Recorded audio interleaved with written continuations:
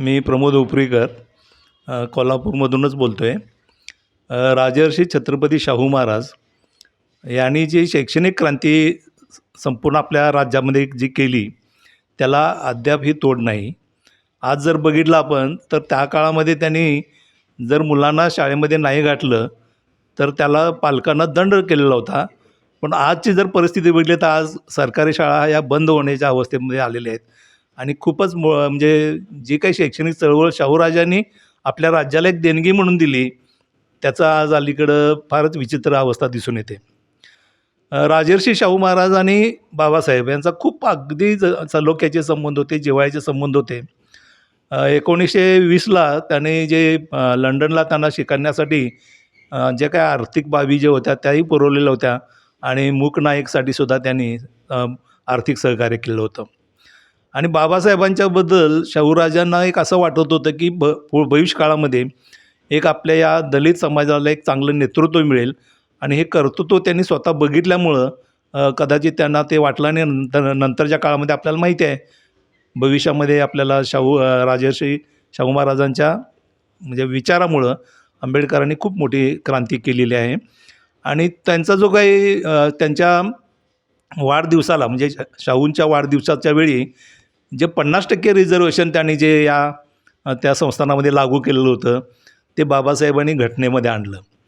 कारण त्यांना माहिती होतं की त्यांनी ते सोनतळी जो आपल्या कोल्हापूरपासून जवळ आहे त्या ठिकाणी उदाहरणासाठी काही लोकांना सांगितलं की बाबा यांना 50% रिझर्वेशन का ठेवलं. तर त्यांनी सांगितलं की काही त्या सोनतळीच्या कॅम्पमध्ये गेल्यानंतर त्यांनी प्रत्यक्षात दाखवलं की जे तगडे घोडे आहेत आणि जे अशक्त घोडे आहेत त्या सगळ्यांना एकदम ते खाऊ घायला म्हणजे त्यांना जे काही खोराक होतं त्यांचं त्यासाठी त्यांना सोडल्यानंतर जे तगडे घोडे ते पहिल्यांदा जाऊन सगळं त्यांनी ते खाऊन संपवलं आणि जे अशक्त घोडे होते ते पाठीमागच राहिले. आणि त्यामुळं हे जे उदाहरण त्यांनी संपूर्ण जगाला जवळजवळ म्हणजे आपल्या भारताला तर दिलंच पण इतरांना सुद्धा दिलं की ज्यांच्याकडे खरोखर क्षमता आहे आणि फक्त त्यांना संधी मिळत नाही आणि संधी मिळाल्यानंतर काय होतं हे आज आपल्याला दिसून येतं. तर त्यासाठी रिझर्वेशन ही संकल्पना शाहूंनी जरी प्रत्यक्षात आपल्या संस्थानामध्ये राबवली असली तरी घटनेच्याद्वारे मात्र आंबेडकरांनी ती जशी तशी उचलली आणि आज आपल्याला त्यांच्या या बाबीमुळं समाजामध्ये जो बदल झालेला दिसून येतो तो आपल्या लक्षात येतोच.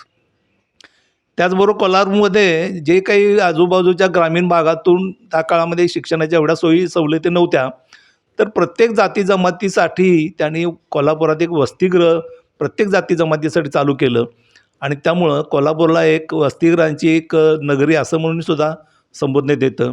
आणि शाहूंचं जे कार्य आहे त्याला कुठल्याही गोष्टीला म्हणजे आजोड असं महान कार्य त्यांनी केलं.